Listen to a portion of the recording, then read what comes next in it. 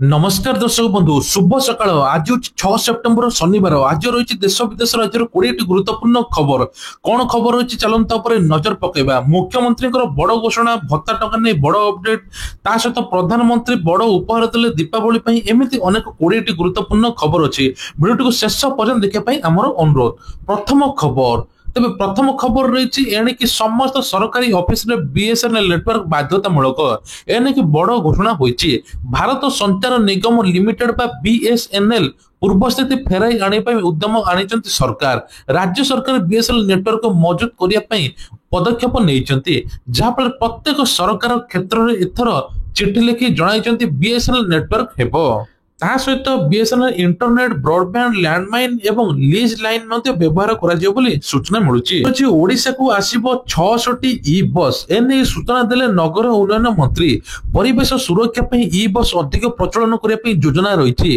राज्य में 1000 ई बस आवश्यकता रही आगक राज्य सरकार 200 बस आने मंत्री सेपटे प्रधानमंत्री नरेंद्र मोदी ओडिशा को 400 ई बस देवे जहाँफल 600 ई बस जनसाधारण सेवार लगे ता सहित टिकेट दर सस्ता हेबार अछि परवर्ती खबर देखिया पूर्व भिडियो को शेष पर्यटन देखो योजना विषय जापर गेट पेंडाल विद्युत सबू आज करे आवेदन पूजा कमिटी आज 3 दिन जाए चलो आवेदन तेरे कहुच्छे पूजा कमिटी केउटी तोरणी करेंगे से नहीं व्यवस्था ता सहित एथर मेलोडी हेबो नाही सरकार कही रोकटोक शुणाई एथर पारंपरिक नृत्य पारंपरिक वाद्य चलो ता सहित तोरण आकार निर्माण बुद्धि जो सुरक्षा व्यवस्था रगक दुर्गा पूजा सरकार एभली पिटिशन जारी करता सहित रास्ता घाट सबकि सामान हेबो कौन से खाल खमा रही जदि पार्किंग असुविधा हुए मेला बंद हो रावण पोड़ी बंद हो एपटे पुलिस प्रसन्न कही परवर्ती खबर भारतर दुग्ध क्षेत्र को सुदृढ़ करने 56तम जीएसटी परिषद सेप्टेम्बर 3, 2025 आयोजित होता एथर दुग्ध और दुग्धजात उत्पाद उपर व्यापक परिवर्तन एवं ऐतिहासिक रेकर्ड सृष्टि हेबो यह संस्कार गुड़िकर एवं जीएसटी हार सबुठार व्यापक परिवर्तन होईची जहाँफल दुग्ध उत्पादन सब जिनिस टिकस मुक्त हेबो सबकि जिनिस सस्ता हेबो 22 सेप्टेम्बर 2025 कार्यकारी हेबो निम्नलिखित दुग्ध सामग्री गुड़िक वर्तमान कम किंबा शून्य टिकस हार लागू हेबा परे एथर सबकि सस्ता होइदिबो जेमिति कि पनीर छेना बटर घी दुग्ध स्प्रेड सबकि परवर्ती खबर अच्छी सुभद्रा टंका को लेकिन बड़ अपडेट जांच हेब योग्यता अयोग्य हिताधिकारी को बाद दिज्व योग्य हिताधिकारी को आड कर जो मानक सुभद्रा टंका तृतीय किस्ती मिलना 60 वर्ष हो भत्तार सामिल जो मानक 21 वर्ष होती से सुभद्रा आवेदन करेंगे एथि जांच प्रक्रिया आरंभ महिला और शिशु विकास विभाग पक्षर विभाग को दायित्व दी सुभद्रा योजना को नहीं अनुष्ठित बैठक में ग्रहण कर निष्पत्ति अनुसार एथरे सामिल थिबा महिला को मध्यरु केते जण 4 चकिया जान अछि तार विवरणी मध्ये वाहन डाटाबेस रु मध्ये जणा पड़िबो जदि तांकर 4 चकिया जान थिबो तार तांको मध्ये बाद दिया जिवो सेही बळे कोआ जाउछि 250 जण हिताधिकारी को मृत्यु होइता बेले प्रकृति रे केते जण प्राण हराइछन्ति से नेकी मध्ये तथ्य रिपोर्ट बाहरिबो जहा पर तन तन जांच करिकि प्रकृत योग्य हिताधिकारी सुभद्रा टंका मिलिबो बोली एपटे उपमुख्यमंत्री प्रभात परिडा सूचना दैछन्ति परवर्ती खबर होची वर्षा को लेके अलर्ट कला पाणीपाग विभाग आज 20 जिला को येलो वार्निंग करिछि 24 घंटा भितर पश्चिम और उत्तर पश्चिम दिगरे गति करी पूर्व मध्य प्रदेश मुहा हेबो जहाँ पर पाणीपाग नियामक प्रभाव 24 घंटा 18 जिले में प्रबल अति प्रबल वर्षा हेबो 4 जिला को मध्य घड़घड़ी एवं बिजुली मारियो बोली कुआ जायछि ता सहित विशेषकर सुंदरगढ़ झारसुगुड़ा बरगढ़ संबलपुर देवगढ़ अनुगुल ढेंकानाल केउंझर मयूरभंज बालेश्वर भद्रक जाजपुर केन्द्रापड़ा कटक जगतसिंहपुर पुरी खोर्धा नयागढ़ गंजाम गजपति जिला को येलो वार्निंग करिछि पाणीपाग विभाग परवर्ती खबर पंजाब बन्या उपरे कृषि मंत्री बड़ बयान कहले बेआईन खनि खनन जो एमती अवस्था सामाजिक गणमाध्यम पोस्ट कर श्री चौहान कहते जदिव पंजाब परिस्थिति अनेक गंभीर रही तेज यह स्वाभाविक दिगरे केंद्र सरकार समस्त आवश्यक पदक्षेप ग्रहण करेंगे दिनिकिया एवं पंजाब गस्त कर बन्या प्रभावित अंचल गस्त करने श्री चौहान संपूर्ण अंचल पुनरुद्धार निमंते क्षुद्र एवं मध्यम तथा दीर्घसूत्री योजना कार्यकारी गुरुत्वारोप करते ବେଆଇନ ଖଣି ଖନନ ଯୋଗୁଁ ସୁଲଚେଜ ଏବଂ ବ୍ରିଜ ଏବଂ ରବି ଏବଂ ଘାଘର ନଦୀ ଗୁଡ଼ିକର ନିକଟବର୍ତ୍ତୀରେ ଦୁର୍ବଳ ହୋଇଯାଇଥିବାରୁ ଗାଁ ଗୁଡ଼ିକରେ ପାଣି ପ୍ରବେଶ କରିଛି। ଏନେକି ମଧ୍ୟ ଚୌହାନ ମଧ୍ୟ କହିଛନ୍ତି। ସେପଟେ ରାଜ୍ୟ ସରକାର ଏହାର ଗୁରୁତ୍ୱ ପ୍ରତିଲୋପ ଏ ଦିଗରେ କାର୍ଯ୍ୟାନୁଷ୍ଠାନ ନେବେ। ତେବେ କୁହାଯାଉଛି ସରକାର ଭବିଷ୍ୟତରେ ପଞ୍ଜାବରେ ଏଭଳି ସ୍ଥିତି ନ ଆସିବା ନେଇ ରାଜ୍ୟକୁ ସମସ୍ତ ପ୍ରକାର ସହଯୋଗ କରିବା ପାଇଁ ପ୍ରସ୍ତୁତ ରହିବେ କୃଷି ମନ୍ତ୍ରୀ ବୋଲି କହିଛନ୍ତି। ପରବର୍ତ୍ତୀ ଖବର, ଶିକ୍ଷକ ନିଯୁକ୍ତି ନେଇ ମୁଖ୍ୟମନ୍ତ୍ରୀଙ୍କର ବଡ ଘୋଷଣା। ମୁଖ୍ୟମନ୍ତ୍ରୀ ଦେଲେ ବଡ ଉପହାର। ଆଗାମୀ 3 ବର୍ଷରେ 45,000 ଶିକ୍ଷକ ପଦବୀ ପୂରଣ ହେବ। ଚୁକ୍ତି ଭିତ୍ତିକ ନୁହେଁ, ରେଗୁଲାର ଭିତ୍ତିରେ ନିଯୁକ୍ତି ଦିଆଯିବ ବୋଲି ମୁଖ୍ୟମନ୍ତ୍ରୀ ମୋହନ ଚରଣ ମାଝୀ କହିଛନ୍ତି। ମୁଖ୍ୟମନ୍ତ୍ରୀ ଶିକ୍ଷା କ୍ଷେତ୍ରରେ 2ଟି ବଡ ଆହ୍ୱାନ ମଧ୍ୟ ଦେଇଛନ୍ତି। ଡ୍ରପ୍ ଆଉଟ୍ ହ୍ରାସ, ଗୁଣାତ୍ମକ ଶିକ୍ଷା ଏଥର ପ୍ରଦାନ କରାଯିବ। ତା ସହିତ ସ୍କୁଲ ପିଲାଙ୍କୁ ହାତ ଖର୍ଚ୍ଚ ମାତୃଶ୍ରୀ ଯୋଜନାରେ ଲାଗୁ କରାଯିବ। ଏହାଦ୍ୱାରା 3 ଲକ୍ଷରୁ ଅଧିକ ପିଲା ଛାତ୍ରଛାତ୍ରୀ ଉପକୃତ ହେବେ। ପରବର୍ତ୍ତୀ ଖବର ହେଉଛି ଭାରତ ଚାଇନା ମିଶି ଟ୍ରମ୍ପକୁ ଉଡାଇ ଦେବେ ହୋସ୍। ଆମେରିକା ରାଷ୍ଟ୍ରପତି ଡୋନାଲ୍ଡ ଟ୍ରମ୍ପ ଭାରତ ସମେତ ଅନେକ ଦେଶ ଉପରେ ତାରିଫ ଲାଗୁ କରୁଛି। ପରବର୍ତ୍ତୀ ଖବର ହେଉଛି ଦୀପାବଳି ପୂର୍ବରୁ କେନ୍ଦ୍ର ସରକାରଙ୍କର ସରକାରୀ କର୍ମଚାରୀଙ୍କୁ ଏକ ବଡ ଉପହାର ଦଉଛନ୍ତି। କେନ୍ଦ୍ର ସରକାରଙ୍କର କର୍ମିକ ଏବଂ ସାଧାରଣ କର୍ମଚାରୀଙ୍କୁ ବଡ ଉପହାର ଦେବେ। କୁହାଯାଉଛି ଯେ ଏଥର ସମୟ ସୀମା ବଢିଯାଇଛି। ୟୁପିଏସ୍ ଅଧୀନରେ ଆଗରୁ 25 ବର୍ଷ ଥିଲା, ଏବେ 20 ବର୍ଷ କରାଯାଇଛି। 20 ବର୍ଷ ପରେ ପୂର୍ଣ୍ଣ ପେନସନ ଦିଆଯିବ ବୋଲି ଏପଟେ ମୁଖ୍ୟମନ୍ତ୍ରୀ ସହିତ ମୋଦି ସରକାର ଘୋଷଣା କରିଛନ୍ତି। ପ୍ରତିଟି ଷ୍ଟେଟ ମାନଙ୍କରେ ହେବ। ଆସନ୍ତା ରବିବାର ଦିନ ଚନ୍ଦ୍ରଗ୍ରହଣ। 7 ତାରିଖ ଦିନ ଚନ୍ଦ୍ରଗ୍ରହଣ ପଡୁଛି। ପ୍ରଥମ ଚନ୍ଦ୍ରଗ୍ରହଣ ପଡୁଥିବା ବେଳୁ ଆସନ୍ତା ବର୍ଷ 2026 ମାସରେ ଦୋଳ ପୂର୍ଣ୍ଣିମାଠୁ ଆରମ୍ଭ କରି ସବୁ କିଛି କଣ ହେବ। ତେବେ ଦୋଳ ପୂର୍ଣ୍ଣିମା ଏବେ ଚନ୍ଦ୍ରଗ୍ରହଣ ପଡୁଛି, ଯାହାକି ଭାରତରେ ଦେଖିବାକୁ ମିଳୁଛି। ଆସନ୍ତା 7 ତାରିଖରେ 2ଟି ଚନ୍ଦ୍ରଗ୍ରହଣ ପଡୁଛି।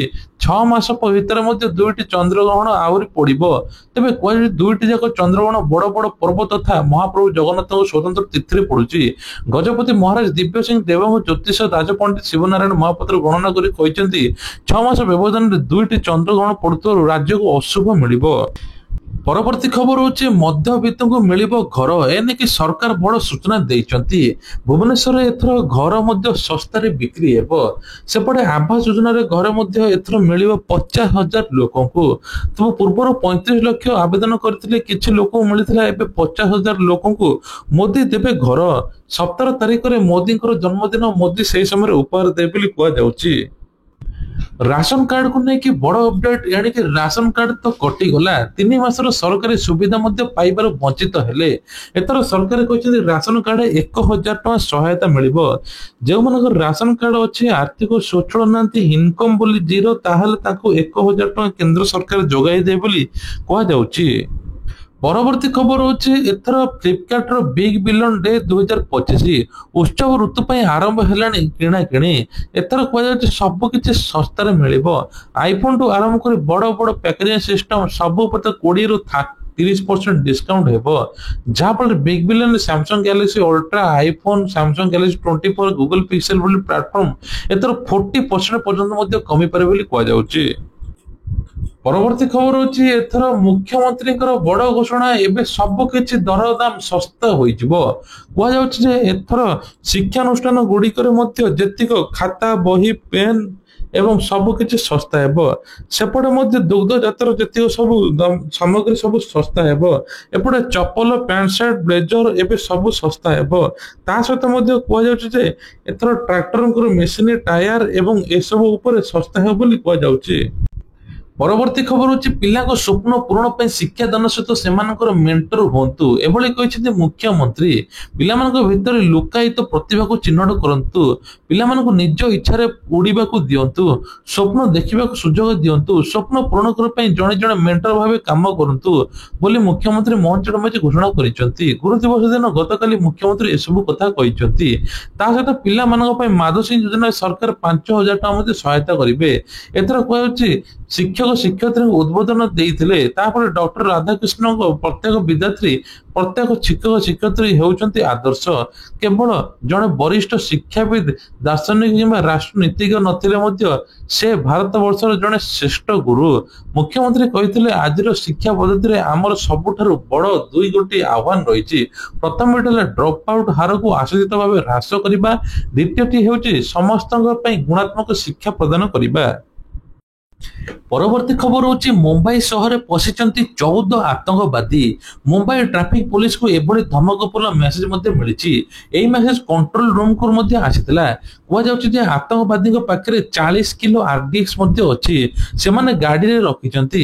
ମେସେଜ ଆସିବା ପରଠୁ ପୋଲିସ ସହରରେ ବିତର୍କ ରହିଛି। ଜଣେ ଅଧିକାରୀ ଏହି ସୂଚନା ଦେଇଛନ୍ତି। ଅଧିକାରୀ କହିଛନ୍ତି ଗଣେଶ ଉତ୍ସବରେ ମଧ୍ୟ କିଛି ଦେଇଥିଲେ ଧମକ, କିଛି ହେଲାନି। ଏବେ ମଧ୍ୟ ଆଗକୁ ଦୁର୍ଗା ପୂଜା ଆସୁଛି, ଏ ନେଇକି ପୋଲିସ ଖୋଳତାଡ ମଧ୍ୟ ଯାଞ୍ଚ କରୁଛି। ପରବର୍ତ୍ତୀ ଖବର ହଉଛି ମୋଦି ସରକାରଙ୍କର ପରେ ଏବେ ଯୋଗୀ ଆଦିତ୍ୟନାଥଙ୍କର ବଡ ଘୋଷଣା। କହିଛନ୍ତି ସ୍କୁଲ ପିଲାଙ୍କର ଅଭିଭାବକଙ୍କୁ ମିଳିବ 1250 ଟଙ୍କା। ତା ସହିତ ଏଥର କଲେଜ ପିଲାଙ୍କୁ ମାଗଣା ସ୍କୁଟି ମଧ୍ୟ ଦିଆଯିବ। ତେବେ କେଉଁମାନଙ୍କୁ ଦିଆଯିବ? ଯୋଉମାନେ ଆର୍ଥିକ ସ୍ୱଚ୍ଛଳ ନାହାନ୍ତି, ଇନକମ ଜିରୋ, ବାପା ନାହାନ୍ତି, ତା ସହିତ ସ୍କୁଲକୁ ଯିବା ପାଇଁ ବା କଲେଜ ଯିବା ପାଇଁ ଅସୁବିଧା ହଉଛି, କଲେଜ ଯିବା ପାଇଁ ଯୁକ୍ତ 2 ଛାତ୍ରୀ ହେଇଥିବେ, ମେଧାବୀ ଛାତ୍ରୀ ହୋଇଥିବେ, ତାଙ୍କୁ ମାଗଣା ସ୍କୁଟି ଦିଆଯିବ। ଏପଟେ ସ୍କୁଲ ପିଲାମାନଙ୍କ ଅଭିଭାବକ 1250 ଟଙ୍କା ମିଳିବ। ଜୋତା, ପ୍ୟାଣ୍ଟ ସାର୍ଟ, ଆଇ କାର୍ଡ ସବୁ ଜିନିଷ ମିଶାଇ 1250 ଟଙ୍କା ଦେବେ ସରକାର। ତେବେ ଆସନ୍ତୁ ଯୋଜନା ବିଷୟରେ ଜାଣିବା। ପ୍ରଥମ ହେଲା ମୁଖ୍ୟମନ୍ତ୍ରୀ ମୋହନ ଚରଣ ମାଝୀ ମାଧୋ ସିଂ ହାତ ଖର୍ଚ୍ଚ ଦେବେ। ପୂର୍ବରୁ 3 ଲକ୍ଷ ଛାତ୍ରଛାତ୍ରୀଙ୍କୁ ମିଳିଥିଲା 5000 ଟଙ୍କା। ଏଥର ସରକାର ମଧ୍ୟ ଚିନ୍ତା କରୁଛନ୍ତି। ଦ୍ୱିତୀୟଟି ହେଲା ଏସଏଚଜି ମହିଳାଙ୍କୁ ଏଥର ମାଗଣା ବା 10 ଲକ୍ଷ ଟଙ୍କା ପର୍ଯ୍ୟନ୍ତ ଋଣ ମିଳିବ, ସେ ପୁଣି ବି ବିନା ସୁଧରେ। ମୁଖ୍ୟମନ୍ତ୍ରୀ ଲକ୍ଷ୍ୟ ରଖିଛନ୍ତି ଯେ 2026 ସୁଦ୍ଧା ରାଜ୍ୟରେ 25 ଲକ୍ଷ ମହିଳା ଲକ୍ଷପତି ଦିଦି ବନି ସାରିଥିବେ। ଏପର୍ଯ୍ୟନ୍ତ 8 ଲକ୍ଷ ମହିଳା ଲକ୍ଷପତି ଦିଦି ବନିଛନ୍ତି। ମହିଳାମାନଙ୍କୁ ଆତ୍ମନିର୍ଭରଶୀଳ ସ୍ୱାବଲମ୍ବୀ କରିବା ଦିଗରେ ସରକାର ବିଭିନ୍ନ ପ୍ରକାର ନୂଆ ଯୋଜନା କରୁଛନ୍ତି। ତା ସହିତ ଆଉ ଗୋଟେ ବଡ ଖବର ଅଛି, ସରକାର କହିଛନ୍ତି ଇ ଶ୍ରମ କାର୍ଡରେ ଏଥର ମିଳିବ ଟଙ୍କା। ଯେଉଁମାନଙ୍କର ଇ ଶ୍ରମ କାର୍ଡ ଅଛି ତାଙ୍କୁ ପ୍ରତି ମାସରେ 3000 ଟଙ୍କା ମିଳିବ। କେମିତି ମିଳିବ? ଆପଣ ଜନସେବା କେନ୍ଦ୍ରରେ ଯାଇକି ପଚାରି ପାରିବେ। ତା ସହିତ ଅଟଳ ପେନସନ ଯୋଜନାରେ ଯଦି ଦିନକୁ 7 ଟଙ୍କା ରଖୁଛନ୍ତି, ତା ସହିତ ଆପଣଙ୍କୁ 5000 ଟଙ୍କା ମିଳିବ ବୋଲି କୁହାଯାଉଛି। ଏଇଟା ହେଲା ପେନସନ ସ୍କିମ। ଆଉ ଗୋଟେ ମଧ୍ୟ ଯୋଜନା ଅଛି ଯୋଉଟା କି ସମସ୍ତେ ଅପେକ୍ଷା କରିଛନ୍ତି ସେଇ ଯୋଜନାକୁ, ଭତ୍ତା ଟଙ୍କା। ତେବେ ଭତ୍ତା, ମହଙ୍ଗା ଭତ୍ତା ସେପଟେ ବଢିଲା, କିନ୍ତୁ ଏଥର ଭତ୍ତା ଟଙ୍କାକୁ ନେଇ ବଡ ଅପଡେଟ। 60 ବର୍ଷର ଉର୍ଦ୍ଧ୍ୱ ହିତାଧିକାରୀଙ୍କୁ ଭତ୍ତା ଟଙ୍କା ଯେତିକି ମିଳୁଥିଲା ତାଠୁ ଅଧିକ ମିଳିବ। 80 ବର୍ଷର ଉର୍ଦ୍ଧ୍ୱ ହିତାଧିକାରୀଙ୍କୁ 3500 ମିଳିବ। ସେମାନେ ଦିବ୍ୟାଙ୍ଗ, ଅନ୍ଧ ଏବଂ ତାଙ୍କ ସହିତ ମଧ୍ୟ ଆଉ କିଛି ଚଲାବୁଲା କରିପାରୁନଥିବେ ବା 80 ବର୍ଷ ହୋଇଯାଇଥିବ, ତାଙ୍କୁ ମିଳିବ 3500 ଟଙ୍କା। ପରବର୍ତ୍ତୀ ଖବର ରହିଛି, ଏଥର ମୁଖ୍ୟମନ୍ତ୍ରୀ କହିଛନ୍ତି ଦଶହରାରେ ଲାଗିବ ନାହିଁ କି ମେଲୋଡି ହେବ ନାହିଁ, ପାରମ୍ପରିକ ନୃତ୍ୟ ଲାଗିବ, ଡିଜେ ମଧ୍ୟ ବନ୍ଦ ଅଛି, ରାସ୍ତାଘାଟ ସବୁ ସଫା ହେବ, କ୍ଲିନ ହେବ। ଏବେ କୁହାଯାଉଛି ଭସାଣୀରେ ମଧ୍ୟ ପାରମ୍ପରିକ ଗୀତ ଲାଗିବ, ତୋରଣ ରାସ୍ତା ଉପରେ ହେବ ନାହିଁ। ଯେକୌଣସି ଲୋକ ମଦ ପିଉଥିଲେ ସାବାଡ ମଧ୍ୟ ପୁଲିସ କରିବ। ଏଣିକି ପ୍ଲାଟୁନ ଫୋର୍ସକୁ ମଧ୍ୟ ମୁତୟନ କରାଯିବ। ପ୍ରତିଟି ପୂଜା ପେଣ୍ଡାଲରେ କ୍ୟାମେରା ମଧ୍ୟ ଲାଗିଯିବ। ଏନେଇକି ସରକାର ଏତିକି ସୂଚନା ଦେଇଛନ୍ତି। ତେବେ ଇଏ ଥିଲା ଆଜିର ଦେଶ ବିଦେଶ ରାଜ୍ୟର କିଛିଟା ଗୁରୁତ୍ୱପୂର୍ଣ୍ଣ ଖବର। ଖବରଟି ଭଲ ଲାଗିଥିଲେ ଭିଡିଓକୁ ଲାଇକ୍ କରି ଚ୍ୟାନେଲରେ ନୂଆ ଥିଲେ ସବସ୍କ୍ରାଇବ କରିବା ପାଇଁ ଭୁଲିବେ ନାହିଁ। ଜୟ ଜଗନ୍ନାଥ।